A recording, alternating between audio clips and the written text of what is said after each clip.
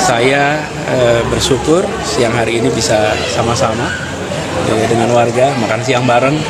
Masaknya juga masakan ikan hasil tangkapan mereka, dan mudah-mudahan yang pekerjaan administrasi yang harus diselesaikan nanti bisa tuntas sehingga mereka bisa semuanya akhirnya tinggal lagi di sini.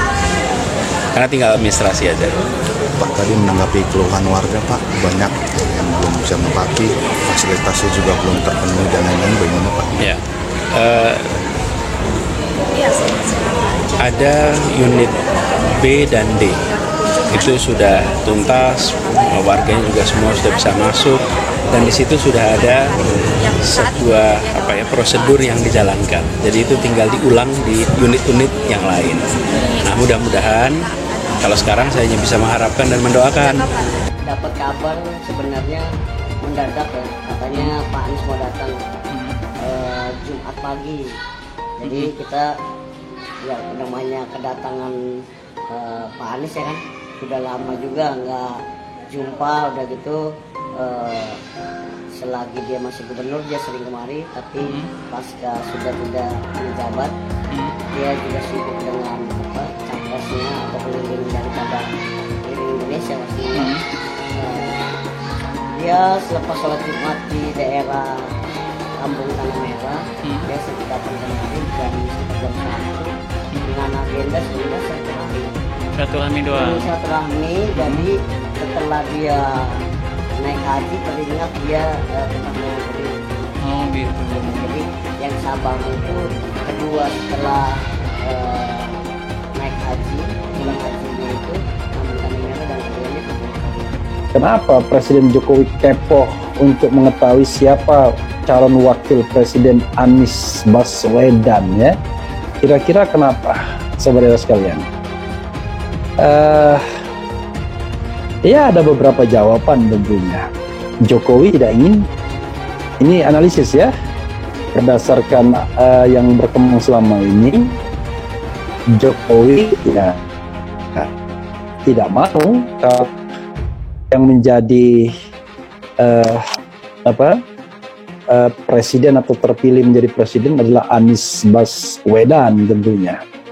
Nah, terpilih atau tidaknya Anies Baswedan ya salah satunya tentu tergantung ya, mungkin dalam perkiraan Presiden Jokowi adalah tergantung dengan siapa yang akan dimajukan sebagai calon wakil presidennya. Mudah-mudahan ini segera bisa dituntaskan, karena ini bukan soal satu orang, tapi ini soal bagaimana pemerintah menempatkan warga sebagai rakyat yang harus dilindungi, rakyat yang harus mendapatkan perasaan aman dan perasaan bahwa pemerintahnya memberikan ketenangan, memberikan kenyamanan. Itu harus dikembalikan. Belum bisa, Pak. Ya, diresmikan di zaman sama. Pak. Ya, sebetulnya itu administrasi aja tinggal diselesaikan. Makanya sekarang mudah-mudahan itu semua bisa diselesaikan. Saya rasa gini, ini bukan tentang satu orang, ini bukan programnya satu gubernur. Ini adalah pemerintah melindungi rakyat. Itu perintah itu ada di dalam pembukaan konstitusi kita, melindungi setiap tumpah darah Indonesia. Jadi ketika ada rakyat yang membutuhkan perlindungan ya kita lakukan. Kok ternyata setelah ditinggal kok beda gitu ya. Jadi intinya merasakan ditinggal pemimpin seperti Pak Anies ini kok kolaborasinya udah nggak ada gitu. Jadi curhat terkait kampung sendiri, kampung Aurun, dan juga kampung-kampung jaringan atau teman-teman kampung gitu. Jadi yang ada di biasa kita di Pergub atau gubernur Pak masa beliau menjabat. Jadi ya curhat-curhatan lah. Selama 5 tahun bagaimana setelah ditinggal ini beberapa bulan dari bulan Oktober sampai sekarang udah mau setahun ya. Ditinggal ternyata drastis ya perbedaan memimpin negara atau memimpin suatu wilayah khususnya di Jakarta. Sungguh sangat beda ya. Saya rasakan bersama teman-teman kampung juga teman-teman jaringan. Jadi pembedanya kolaborasi sudah tidak ada.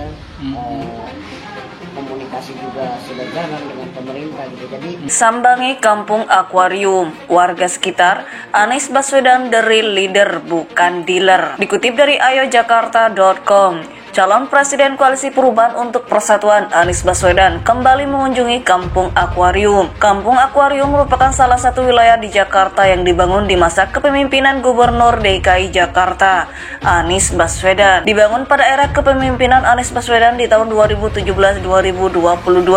Anies Baswedan beserta istri mendapat sambutan hangat dari warga. Selain berdialog langsung dalam suasana penuh keramah tamahan, Anies juga menyempatkan diri untuk menikmati makan bersama. Adanya ketidakjelasan sosial selama bertahun-tahun menjadi terang usai Anies menjabat sebagai Gubernur DKI. Alhamdulillah 2017 sampai 2022 saya sudah menjadi manusia. Setelah itu belum lagi menjadi manusia, tergantung nanti di 2024.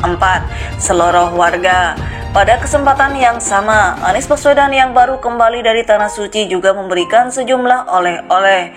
Sehubungan dengan kunjungannya ke Kampung Akuarium tersebut, Anies Baswedan juga sempat memberi pernyataan. Menurut mantan Menteri Pendidikan dan Kebudayaan tersebut, prinsip keadilan merupakan hal penting yang selalu dipegangnya ketika memimpin. Prinsip menegakkan dan menghadirkan keadilan itu kami lakukan di Jakarta. Ini contoh-contohnya, ujar Anies. Selama menjabat Gubernur DKI Jakarta, Anies diketahui memang sempat membuat perubahan di sejumlah wilayah.